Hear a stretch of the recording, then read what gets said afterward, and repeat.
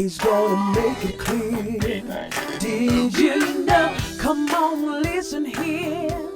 Did you know? Hello, and welcome to the Did You Know Show. This chapter, I'm with two esteemed members of the community. I have with me Dave Tiberi, who is the former middleweight champion, who is also the owner of Emergency Response Protocol Security. And then also I have with me Dr. Kirill Alekseev. He is the medical director of Post-Acute Medical Rehabilitation Hospital of Dover. And together today we're going to talk about a lot of the community outreach that they've been doing and their different walks in their lives. Gentlemen, welcome to the show. Thanks for having us. How you doing? Dave, let's start with you. Tell us a little bit about your transition from being the former middleweight champion, which you are, to now you have the Emergency Response Protocol Security.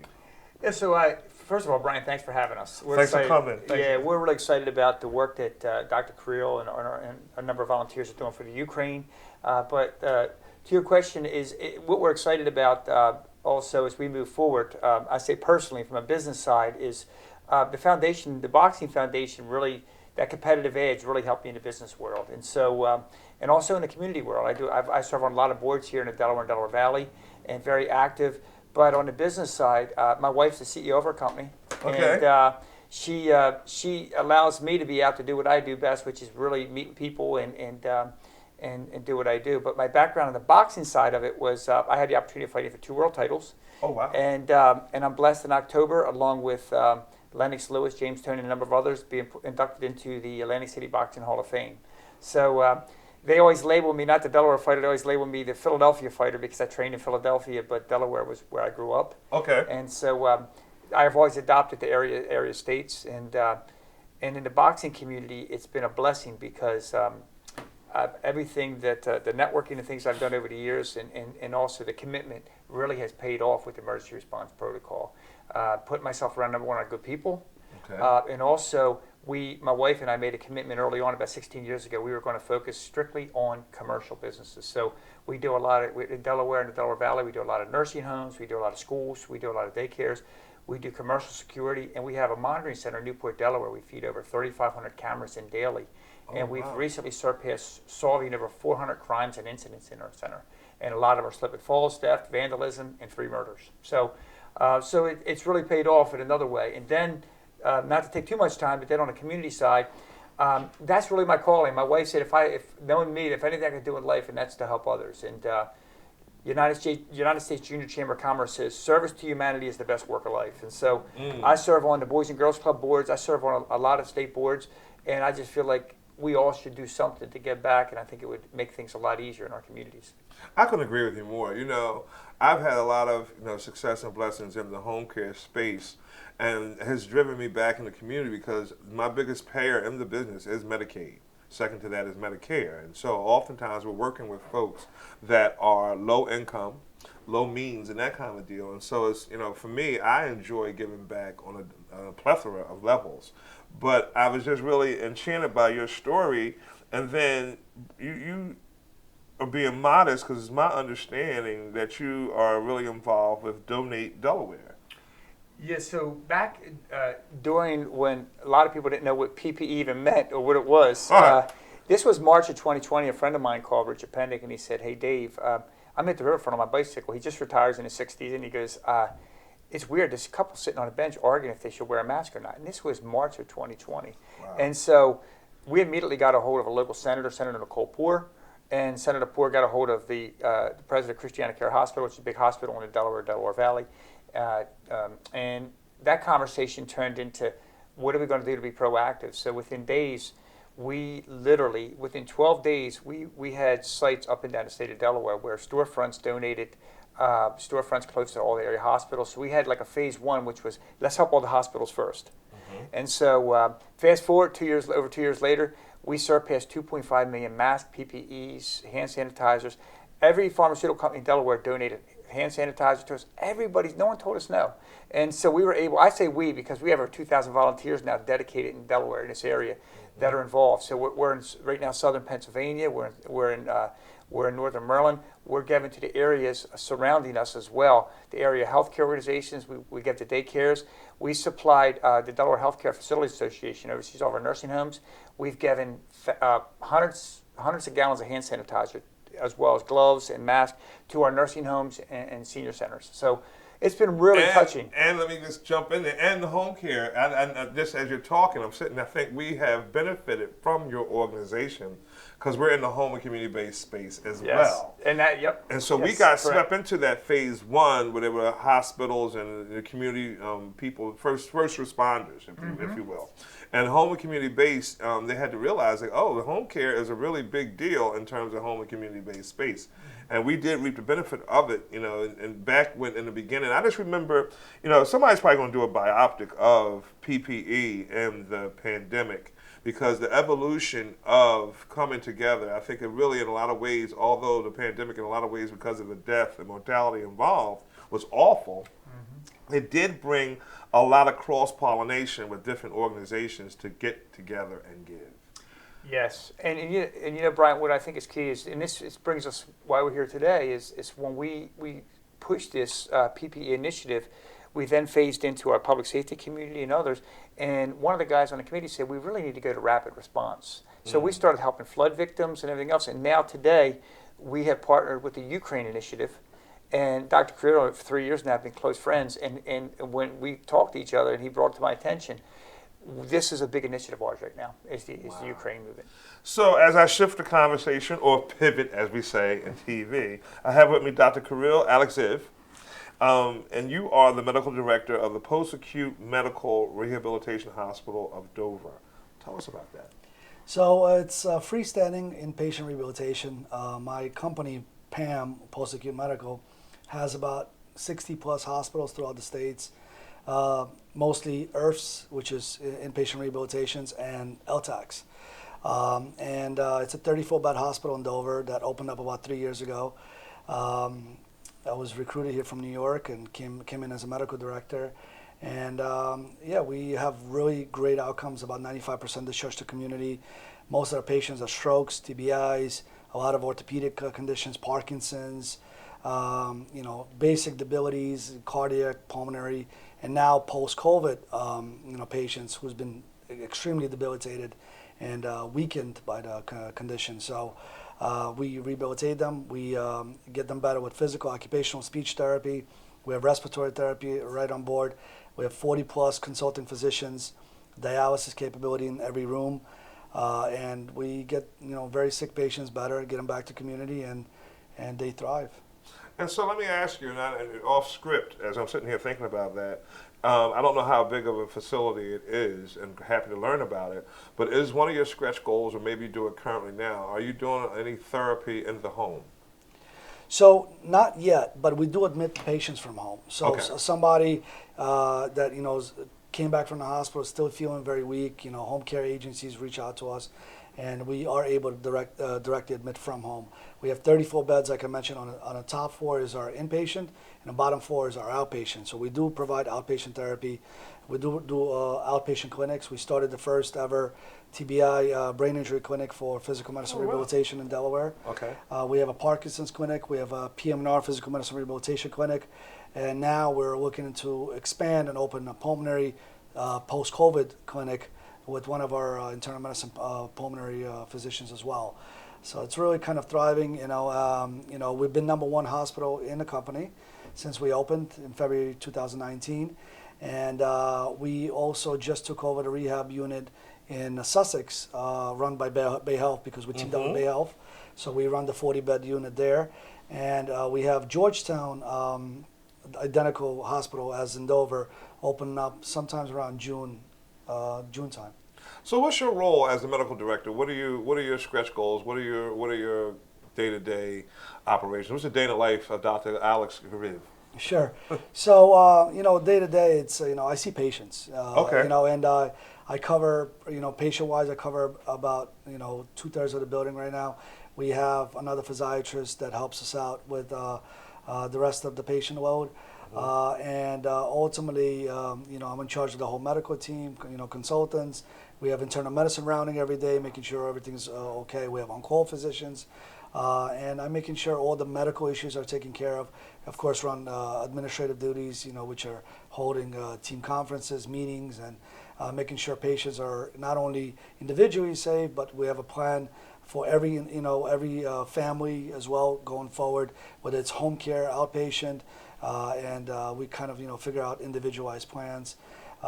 Again, with the medical team, we have a large group of physicians that we need to make sure that we're improving quality care, a good bedside manner, all the issues are being addressed properly, that all the labs are reviewed, all the images are reviewed, and making sure that we take good care of our patients.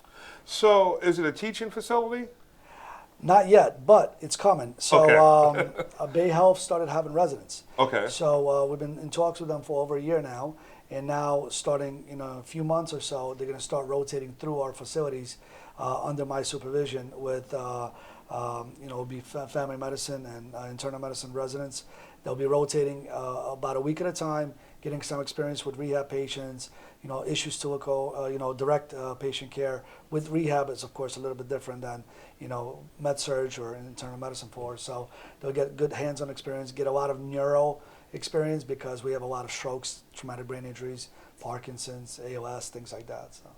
I know that, in home care, there's a workforce, we're dealing with a workforce shortage that you wouldn't believe.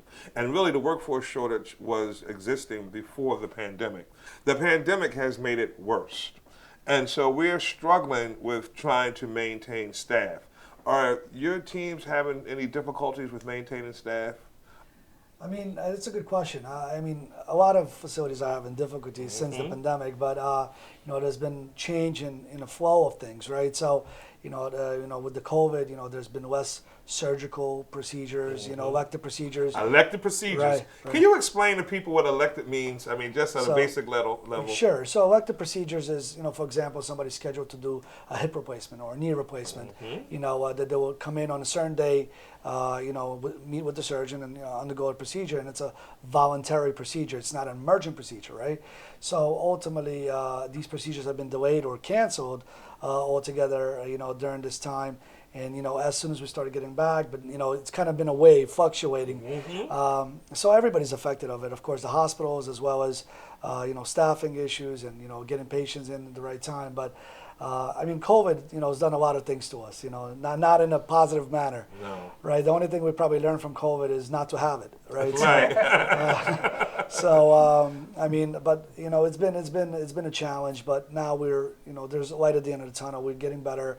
We're figuring out how to treat patients, better, and with the vaccinations and post-COVID, treatments, and how to really get them back to the level of function that they were before. So we really specialize with that, with inpatient and outpatient basis. But yeah, we have had some challenges with some staffing, of course, because nursing staffing and things like that. But we always have major hiring events, and people love to work for our company.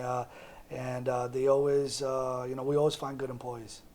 So, if you're just joining us, we're going to take a break. I'm sitting here with Mr. Dave Tiberi, who's the former middleweight champion, and we've talked so far about his company, the Emergency Response Protocol Security, and then we also have Dr. Kirill Alexeyev, who is the medical director of the Post-Acute Medical Rehabilitation Hospital in Dover.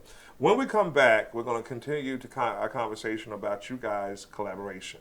Stay tuned, don't go away. Did you know?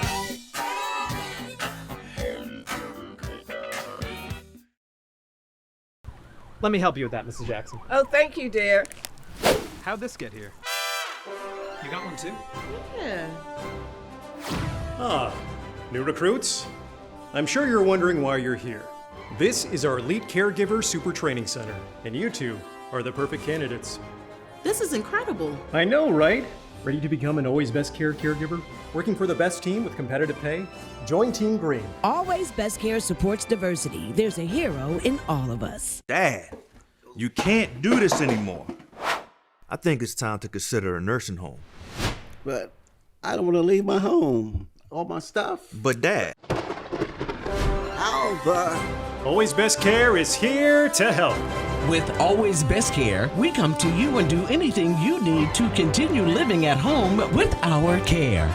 You really are a hero. Let Always Best Care take care of your loved one. Everyone deserves the best care, always. Did you know? Welcome back to the Did You Know Show. I want to remind our viewers, too, that you can check me out on Saturdays on 96.1 FM or 900 AM or WURDradio.com. The Did You Know Show comes on Saturdays at 4 o'clock, and it is live. So I'm back here today with Dave Tiberi, and then also we have Dr. Kirill Alexeyev, who is Ukrainian by descent, by the way. And right now we're going to get into how did you guys meet, and then how are you collaborating? Dr. Alexeyev, you want to start off? Sure. Well, yeah, I was born and raised in Odessa, Ukraine. I was, 10 when I came to the States. So I've been here for some time, but, of course, my roots are down there, and, family, friends, neighbors, things like that. So Dave, is an amazing person. I mean, I can't say enough about Dave. When I first came here from New York, to run the facility, my hospital, I have a really big niche for TBIs, concussions, and things like that. So I hosted one of the seminars that I usually do once a year.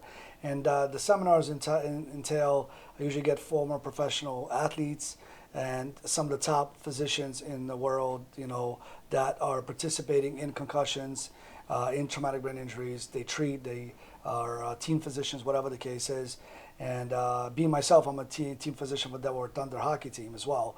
So with that kind of background, I put together a conference at Dover Downs. And Dave Skolcic, which is a great friend of both of ours, he sits on my Rotary of Dover, introduced me to Dave and said, this is the guy you want to know. And we got to know each other for the past 3 years and became good friends. And anywhere from Dave's boxing camps, little sessions that we had going on to, just dinners and, conversations, reach out to the community, things like that. We've been talking a lot and we've been friends for a long time. And Dave is just a phenomenal person. I mean, he just gives. And, when I met Dave, it was just, he sits like in a million committees. He's in charge of every board. I mean, he is the center of Delaware. I mean, when you're talking about Delaware, you have to associate Dave. I mean, he's part of the Delaware decision makers and, so forth, so on. And, of course, Donate Delaware. So, I reached out to Dave recently because this is a really difficult time for my people and a difficult time for me, because I grew up there. It's not just another attack or it's personal because Odessa, Ukraine is where I'm from, is the next target. I mean, they're already at, the borders there, and they leveled a couple of cities already, and they're already, there's no mercy right now at this point. So I reached out to Dave and was like, listen, Dave, I want to help. I'm going down there. I don't know if it's the smartest decision right now, but what can I do? What can we do? How can we donate? How can we get some supplies to them? And my company, PAM, Post-Acute Medical, they created an initiative throughout all their hospitals, and all the hospitals started putting out boxes, donation boxes, in all their 60-plus hospitals throughout the state. And the initiative was started. We have a Ukrainian person. His name is Daniil, great guy, also from Ukraine, and he supplies transportation to my company. And he's been very good friends with the owner, Tony Misitano. And they've been talking, and basically they have a church, Slavic church in Pennsylvania, where we're gathering all the supplies from all the hospitals, all the donations, which are getting packaged up. And Daniil himself is actually going to go down with the shipment on a plane, a cargo plane, personally escorted down through the Polish border, directly into Ukraine, and give it to the people directly. So you'll take pictures and everything of where the supplies are going, because that's the biggest issue, is getting the items across the border. And then also the items that are not as urgent, all the donations will be also shipped on a ship cargo, which will take about a month to get there. So there's an urgent supplies, wound care, burns, things like that, all for the people who are directly involved. And then after the clothing and also a lot of the medical supplies and things like that. So when I explained the story to Dave, Dave was really touched by it. I mean, he understands how important my country is to me and how proud I am as being a Ukrainian. And we touched base, and he basically said, listen, let's do it. Let's make it big. Let's make sure we have an impact and we, show Ukrainian people that we're here to support them. So he says, we spoke about it, we had a conversation, and 24 hours later, we had a media release. We were at the warehouse of Donate Delaware in Newport. All the top, Medical Society of Delaware, Highmark, Bank of America, volunteers, physicians, non-physicians, my wife, everybody. I mean, everybody gathered up, together with Dave Skosik, as I mentioned before. He's a great guy as well from my Rotary. Gathered up at the warehouse, and we donated over 150,000 PPEs. We loaded them up onto a U-Haul truck, which we rented, and me and George Delfarno, who's the COO of the PAM Sussex campus, drove down to Pennsylvania. Daniil met us over there at the Slavic Church in Pennsylvania with about 10 to 12 guys. We all unloaded it, which was a good workout, to say the least. It was. Yeah, it definitely was. And then all ready to be shipped already. So wait a minute, let's jump in real quick. Big medical director, think of a medical director. You was out there with your jeans and your shirt and out there loading boxes, right? Is that what you're saying? Well, I was scrubs. Scrubs. Oh, okay. But we had to load. Yeah. Okay. I mean, we had support of everybody. Chief of Police of Newport was down there. I mean, really hands-on, helping us out. Everybody chipped in. It was tremendous. I mean, watching that take place, I mean, I got really emotional and, going down there. I mean, I'm in my scrubs and, breaking a sweat. And I'm loving every second of it. I'm keeping up with those young guys, because, I'm not, I wouldn't say I'm old, but I'm just saying, guys who are, 20s, I understood what you meant. It just felt really, really good. And then I spoke to Dave afterwards. I was like, this felt really good. It felt like I'm doing something. It felt like we're going to have an impact. We're going to be able to save lives. Before we actually, put together like a mission of doctors to go down there or, volunteers. So Dave's like, let's keep this going. Let's keep it going. So we have another big session for tomorrow. So tomorrow we're going to meet at PAM of Dover at 8 o'clock in the morning. Okay. Daniil is going to come down with 2 huge 26-footers, trucks, and a Sprinter van. And we're going to meet over there all together. Probably going to be double, at least, I would say, amount of volunteers. We already have the little storage area right next to PAM packed out. We're going to load up all the trucks. Then we're going to make another stop at the Easter Seals and Lions Club in Newcastle, and going to pick up the rest of the supplies there. And then they're going to be on their way to Pennsylvania, where they're going to unload it. Meanwhile, Daniil's going to send another truck to Seaford, where an officer has about a truck full of supplies of also PPEs and things like that is donating. So that's going to be taking place at the same time we're loading in PAM of Dover. So we're talking about approximately 3 trucks and a Sprinter, only 1 week later after we donated 1 truck. So that's how much people want to donate. That's how much people want to get involved. And of course, that's all thanks to Dave and thanks to Pam that being so supportive of what we're doing here. And before I get into the conversation, Dave, I want to remind our viewers that if you look at the bottom of the screen, you can absolutely see the website for PAM to really see how you can get involved, how you can donate.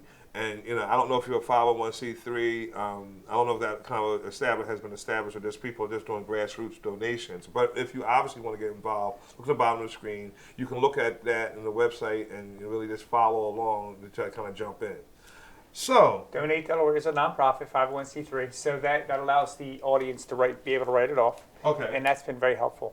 So then tell me. So now that you're involved, they brought in the big guns.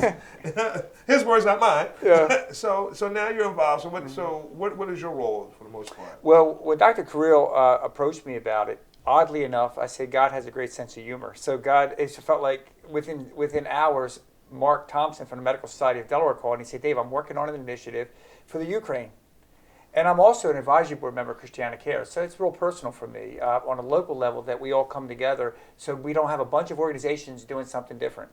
So I think one of the most confusing things when I serve on committees or I commit to a board is what other organizations are doing similar things and why aren't we working with them? That's one of the reasons either I will or won't join a board. Okay. Is if we can't work together, something's wrong. So with that being said, as Dr. Creel said, within a short time by the press conference, we had Easter Seals. We had calling us saying we want to make a donation.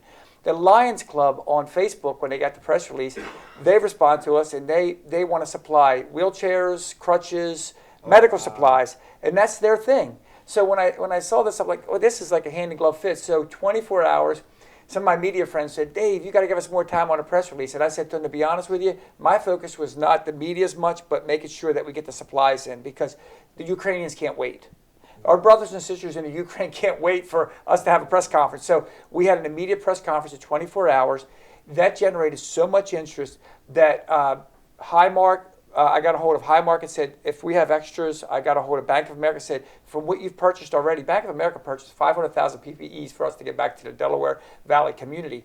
So I said, would it be all right? I called Chip and I said, Chip, would it be all right if we could use some of these PPEs? He said, as long as it doesn't mess with our local inventory, that's fine. So we were able to take 150,000 PPEs and pack a box truck up. And face shields, hand sanitizers, gloves, and it made us feel good because what was more important, they knew that Dr. Creel was talking to people on the ground over there, so we knew it was going to get in the right hands. And to me, that was valuable. Wow. Dr. Creel, do you still, you're talking to people over there in Ukraine currently? Yeah, it's communication is getting tougher, but in Odessa, there's still good communication. In Kiev, it's a little bit tougher, of course, of what's going on. But we have a huge community. Ukrainian community are resilient people. I mean, clearly, yes. Yeah, so I mean, you will never take their independence, and it doesn't matter if it's 1 or 100,000 or they'll fight to the end. I mean, and that's why I'm so proud to be a Ukrainian. And we were talking because like Dave, he's from a boxing community, and the boxing community is very close too. So I'm actually talking to a couple boxers, Ukrainian boxers. And one of them being Derevchenko. He's a great fighter, and me and Dave were talking about it. So he's in Brooklyn, New York, right now. But another boxer, Kitrov, he is on the ground in Ukraine fighting, like many other boxers as well. So Derevchenko and him, we've been talking with Daniil, who's providing the supplies, and it's been kind of like a whole circle. They put us in contact with a representative from each of the cities. We have medical, hospital directors. We have politicians. We have economic personnel as well. All that's going to help get us the products directly from the Polish borders right through the Ukrainian borders without getting them stopped, because that's been one of the biggest issues so far. And we know it's going to get in the right hands because, like I said, the shipment is being supervised. And we were able to kind of, create this because Derevchenko's wife is also very highly involved in Ukrainian circle. And she's the one that's been reaching out. I mean, I'm getting calls from Odessa, saying, we need this, and this, and this. Lists are getting updated constantly on the donation box. So we have sites all over Delaware. We have sites in New York, actually, a couple sites now. And Daniil is going to be going down to California because another Ukrainian doctor that I know, that I've a colleague of mine, he's working with a few hospitals in California. So he's going to be able to pick up the shipment from there as well. So, I mean, we're really trying to reach out to as many people as we can, and show them that, look, if we could do this in Delaware, you could do this in every one of those states. Just follow our lead. Keep doing this because the people, like Dave said, need help right now. Tomorrow might be too late, right? I mean, right now, today, I don't know if you saw the news, they bombed one of the shelters. I mean, kids are dying from dehydration. There's no medical supplies in the hospitals. Burn victims, smoke inhalation, all these things that we could do something to help them right now, Wow. We're going to take a quick break. Please don't go away. We're going to continue our conversation with Dr. Kirill Alexeyev and Mr. Dave Tiberi on their actual initiative to help the folks in Ukraine, and we're building local support. Do not go away. Did you know?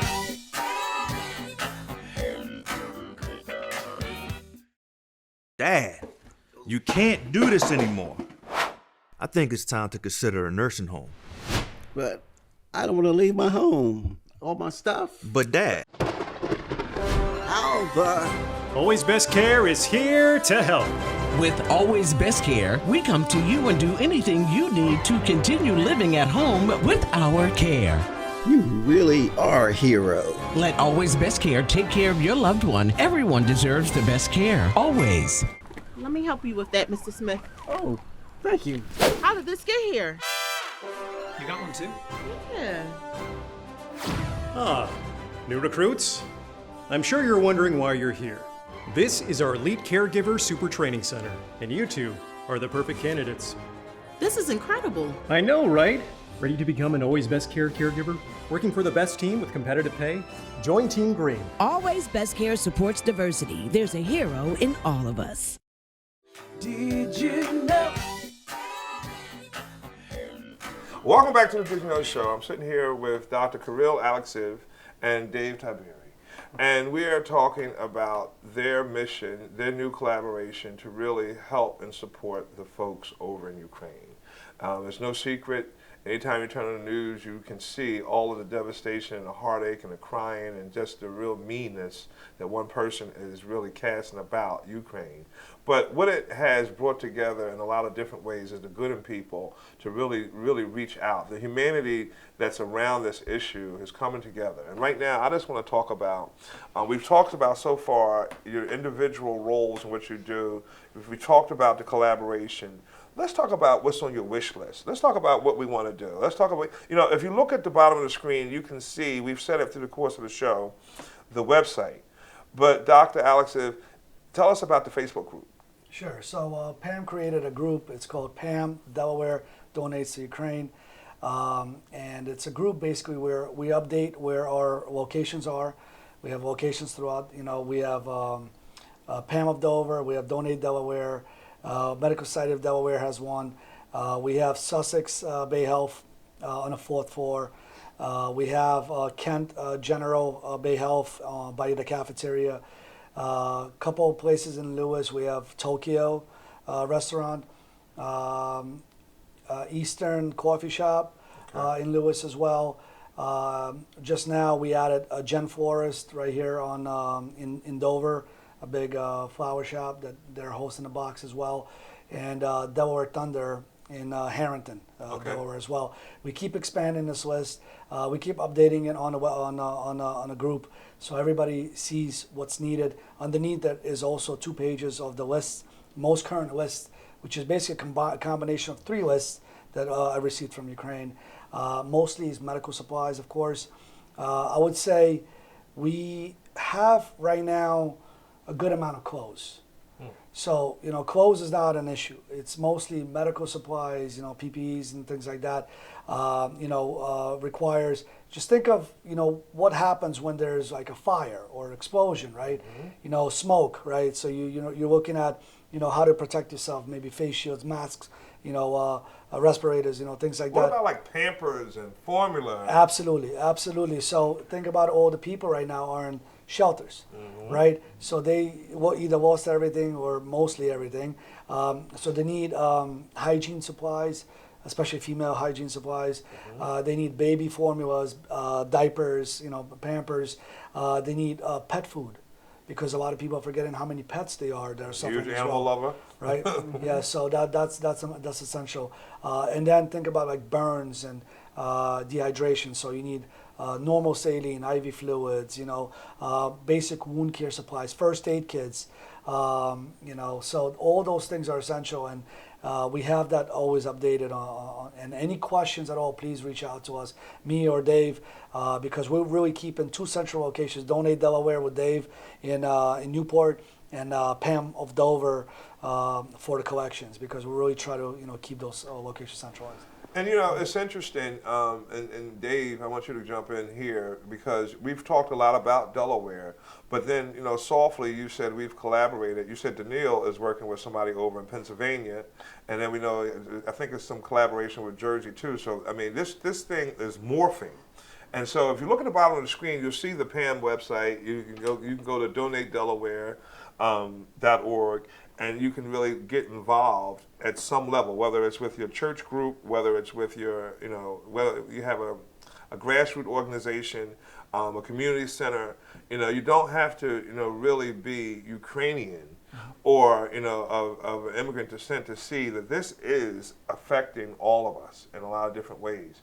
Dave, what other ideas can you give, to the mission, if you will? I think what you just touched on, Brian, I'm in dialogue with the mayor of Cecil County, of Elkton, Maryland, Cecil County area, which is Cecil County, Maryland. Okay. And then in Philadelphia, I've been getting calls after the press releases from Philadelphia, Delaware County, Montgomery County, and different parts of southern Jersey, as far as way some of my old friends in northern Jersey. So the press release and the social media campaign really connected with a lot of people. And I know it says Donate Delaware, but those walls can come down, because this is really coming together to really help this nation and make sure that this nation stays on their feet, stays strong.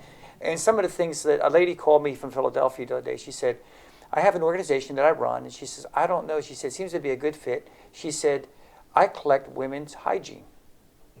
And she said, it makes me sick to think that children, young girls and women in the Ukraine, I'm sure that this, and I told her, I said, ship as much as you want to us. And I said, because we're going to make sure it gets in the hands of the right people. So it gets emotional. I know Doc talks about it. It gets emotional because I have 3 daughters. And sometimes we need to put ourselves in those seats and say, if this was my 3 daughters, for example, what would I be doing right now? I would be doing everything I could. So, and that's why I always think when I do something, to get involved with something, that's the way I usually think. But to see that the surrounding states have come together with us so quickly, it's been really fun. And I think both of you just touched on it, which is key, is let's not just think about medical supplies.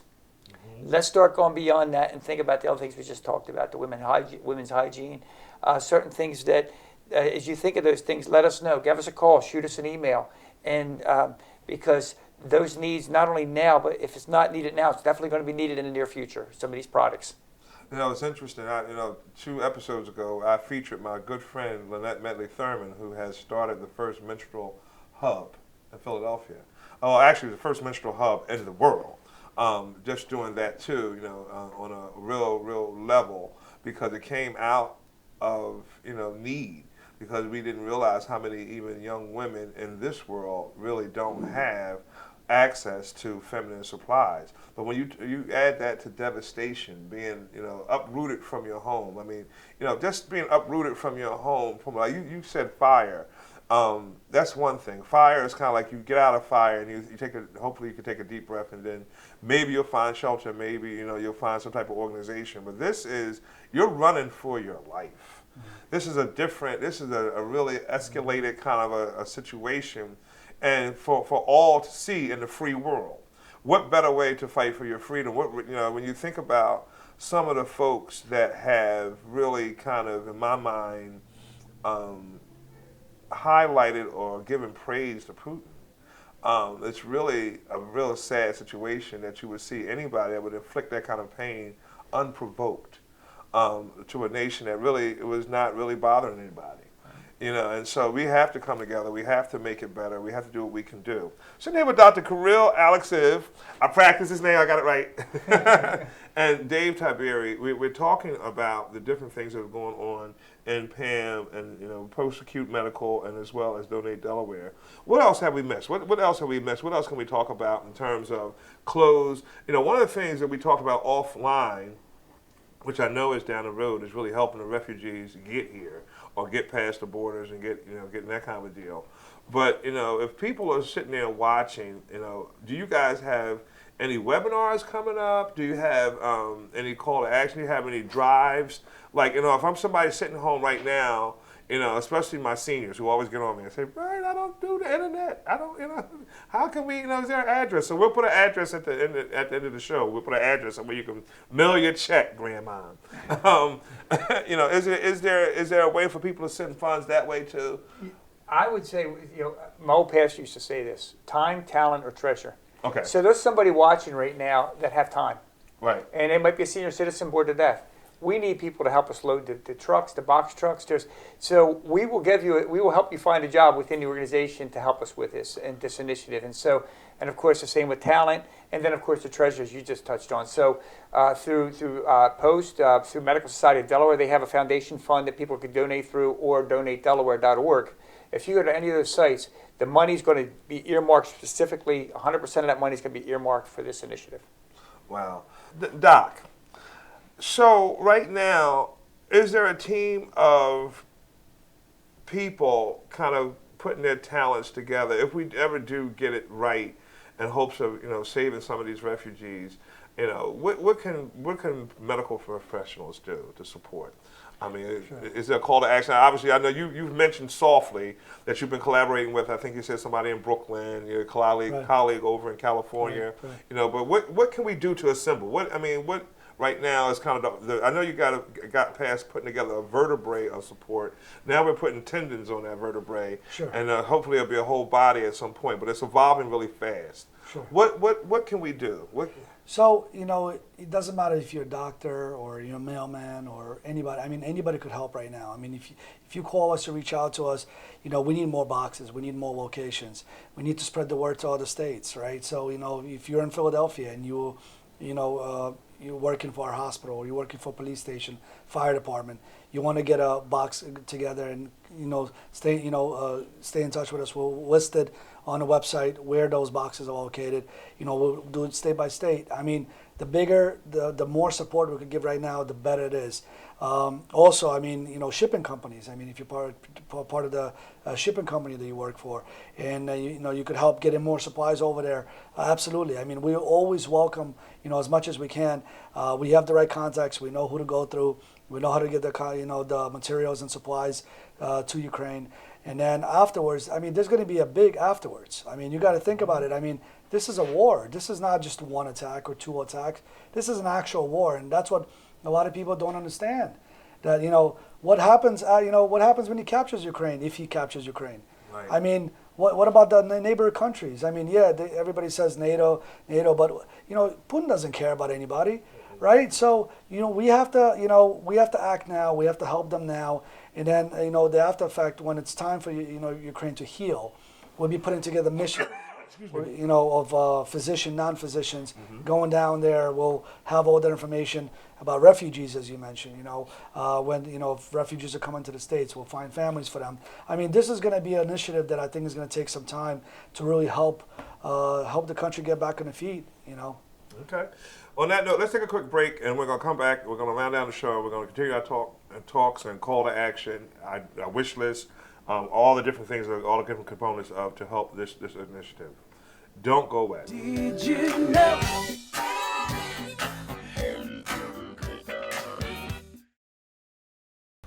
Let me help you with that, Mrs. Jackson. Oh, thank you, dear. How'd this get here? You got one too? Yeah. Ah, new recruits? I'm sure you're wondering why you're here. This is our Elite Caregiver Super Training Center, and you two are the perfect candidates. This is incredible. I know, right? Ready to become an Always Best Care caregiver? Working for the best team with competitive pay? Join Team Green. Always Best Care supports diversity. There's a hero in all of us. Dad, you can't do this anymore. I think it's time to consider a nursing home. But I don't want to leave my home. All my stuff. But Dad, Alva. Always Best Care is here to help. With Always Best Care, we come to you and do anything you need to continue living at home with our care. You really are a hero. Let Always Best Care take care of your loved one. Everyone deserves the best care. Always. Did you know? Welcome back to the Did You Know Show. We have had a really interesting episode. I really wish at different points that we could capture the outtakes and the conversation that goes on offline, but here we are. As we wind down the show, I want to get back to, just before we get off, I want to talk about emergency response protocol security. Mr. Dave Hyperi, how do we get in touch with you if we need to? My wife's going to love you because she always says you do all these things for the community, but you never market the business. So this gets me a little bit of time, but I appreciate that because my engine is really geared towards the community, but the business also is an outreach to the community because we call everything that we do, and we install for like school districts. We did a university. We do a ton of work for shopping centers and nursing homes, and we do access control cameras, and we have, as I touched earlier, on the monitoring center that feeds about 3,000 cameras in daily, and we've been able to solve over 400 incidents for our clients. But we call when we do an install, we call a camera-friendly store, a camera-friendly shopping center, everything's camera-friendly. Big Brother's not watching, but when an incident happens, we get notified by the apartment complex manager or the shopping center manager, and then we do our job of capturing the footage. And so we're excited. We have engineers, designers throughout the region that work for us. We work in the tri-state area, and we're blessed. We have a lot of good people, and the last 3 years, every year, our business has grown from 3 years ago. Each year it's grown, and we're excited about it. And we develop unique partnerships with our clients. And it's more of a friendship. And it used to be crime-driven. Now it's driven that did the snowplow. We get called. Did we get a support ticket? Did the snowplow show up? Did the landscaper show up? So it's more daily operations now. Besides, so it's allowing them to use their camera and their systems that they have. From a technology perspective, and recently we signed our 12th town, so we're doing a lot of municipalities. Right so we're on. excited to work in partnership with towns as well.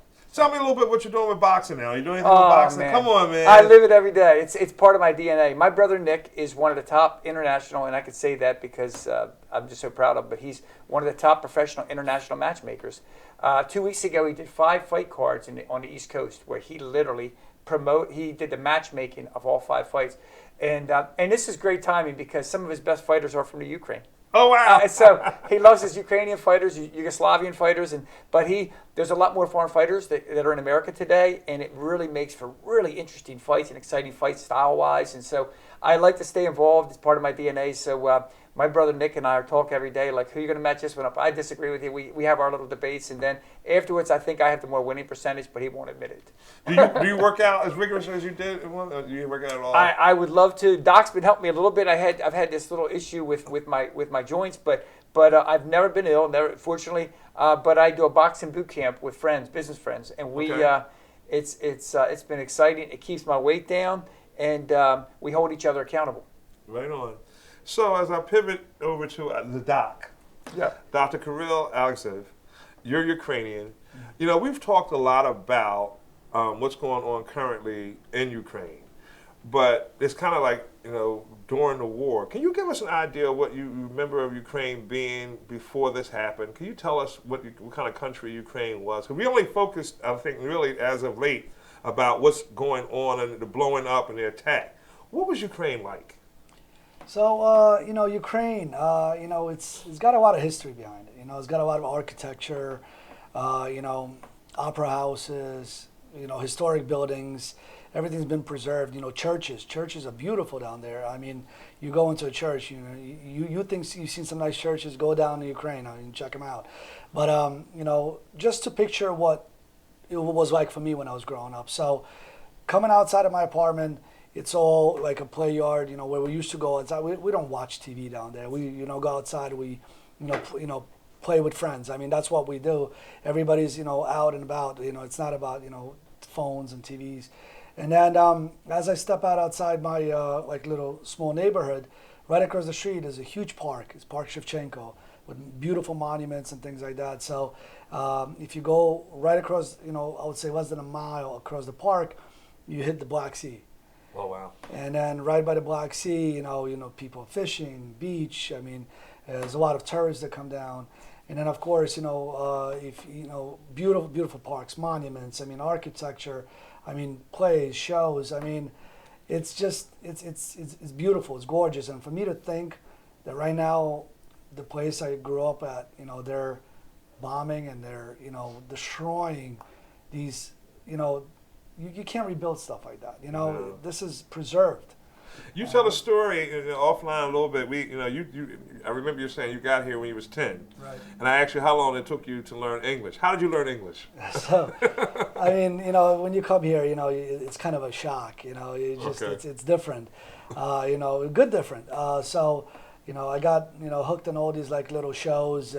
You know, Boy Meets World and Will Smith of Fresh Prince of Bel-Air and Family Matters. And I mean, I used to come home after school and I used to watch those shows.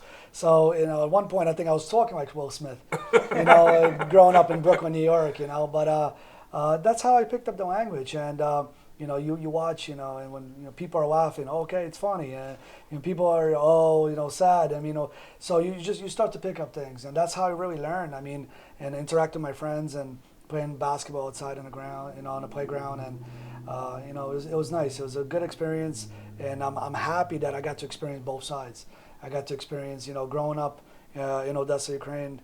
Got to experience, growing up in Brooklyn, New York. So shout out to all my friends up in Brooklyn, Brownsville specifically.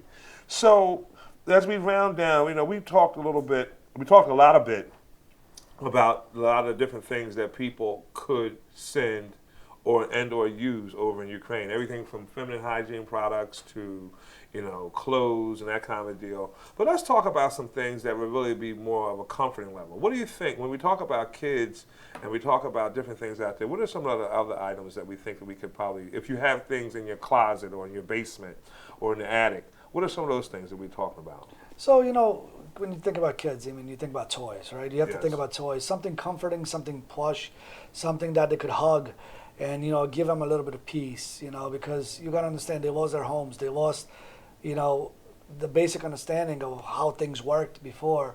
So now they're, probably in some basement, some dungeon, and, having something soft to hug and just keep close when you're going to sleep, when you're hearing all the, bombs going off and shots and gunfire. Just give them a little bit sense of comfort. Maybe, it's a little bit difficult with books unless it's like picture books. That it could actually look, and maybe sometimes it plays music. Maybe coloring books. Coloring books is good. Crayons. Things like that. Comfort items. For all people, not just children, like yoga mats and sleeping bags and survival things. Survival things. Yeah, exactly. Like things that so many survival shows here. What would the things that you would need to survive? This is what they need to survive now. You mentioned before, like flint, and when I think of survival things, I think of sleeping bags, yoga mats, because when the soldiers are kind of stationed somewhere, maybe in full artillery, I think you talked about backpacks too, right? Backpacks, because a lot of them are fleeing the country or trying to get across the border or on constant move.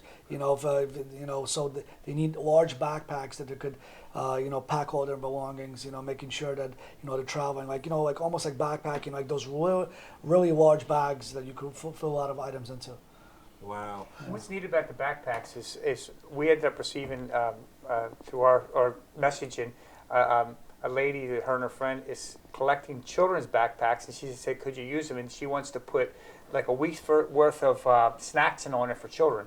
Mm-hmm. I don't think about it, but she's a mother. Right. And so they're thinking a little different. So these are the type of things that when we're shipping it, that every family member could be touched by this in different ways. Absolutely. And things that don't require refrigeration, because you don't know, if they have a fridge or anything like that. So things that you could, use without that.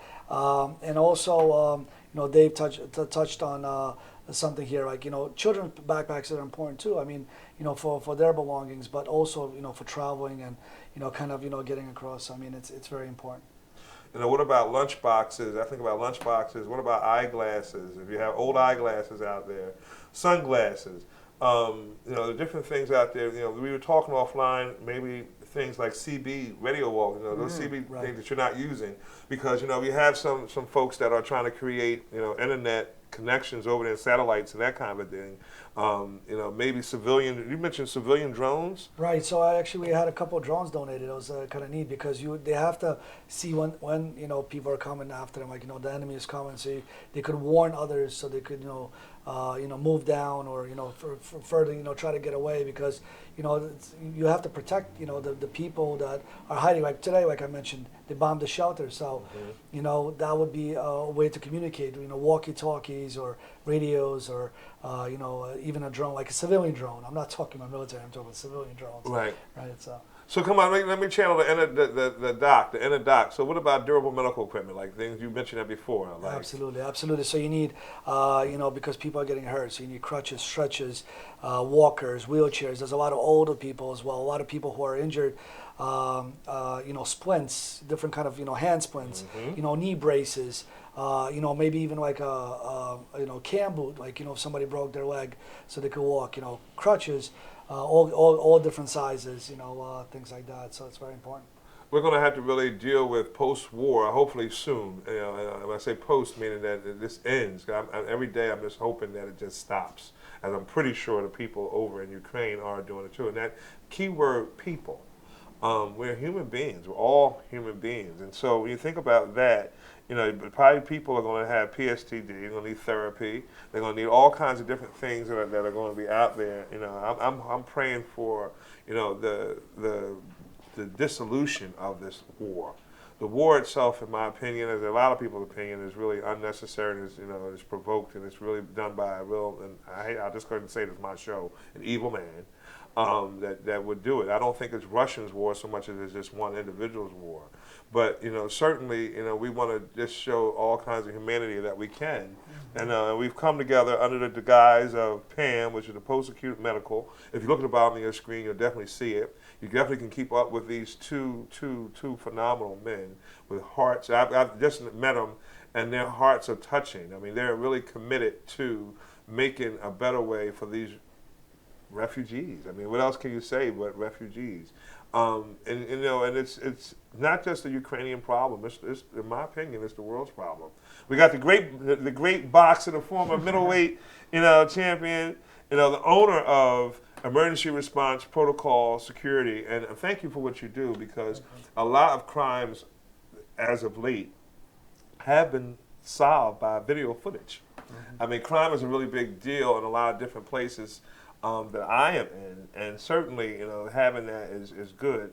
And Doc, thank you so much for all that you do. I mean, you know, we've talked a lot about this initiative to help the folks that have been displaced by war in Ukraine, but he's a full-time medical director, which, if you know anything about any type of operation of a hospital, it's certainly not something that you're sitting around picking your nose, you know, twiddling your thumbs. And so I really appreciate your time. Any last words you guys want to just, you know, say on the behalf of the organization? And when you talk about, you know, Donate Delaware, donatedelaware.org. .org, yep. Okay, that's the website that you can go to. Yes. And Pam, then the website is at the bottom of the screen for Pam. There's a Facebook group. What is that Facebook group called again? Pam Delaware Donates to Ukraine. Pam Delaware Donates to Ukraine. That certainly is something that we want to do. Again, I want to remind the viewers that I am on the radio. You can check me out. Always Best Care Senior Services is a company that provides in-home care primarily to seniors. But if it's somebody that's had a hip or knee replacement, a back injury, a stroke, if you're recovering from a heart attack, even these days COVID, please think about Always Best Care first. We're the agency that never sleeps. We can't wait to get involved at some level, you know, to support the initiative that Donate Delaware has done, and also Pam. Thank you so much for coming on to the show. Thank you for having us, and we hope to see you tomorrow at our event at 8 o'clock at Pam Dover. What time? 8 o'clock in the morning? 8 o'clock in the morning. It's Pam Dover, 1240 McKee Road, Dover, Delaware. We're going to get together. The trucks are going to come. We're going to load them up. If you just want to give a hand, if you want to just give a, you know, support, if you can't lift anything physically, just stand on the side and support. We're going to be there and loading up these trucks and getting ready to ship to, you know, Ukraine. And it will not be the last time. So if you can't make it, then it certainly will be. If you follow the website, you follow the Facebook group, there's going to be a lot of opportunities. Thank you for tuning in, and we'll talk to you later. Take care. Peace and light.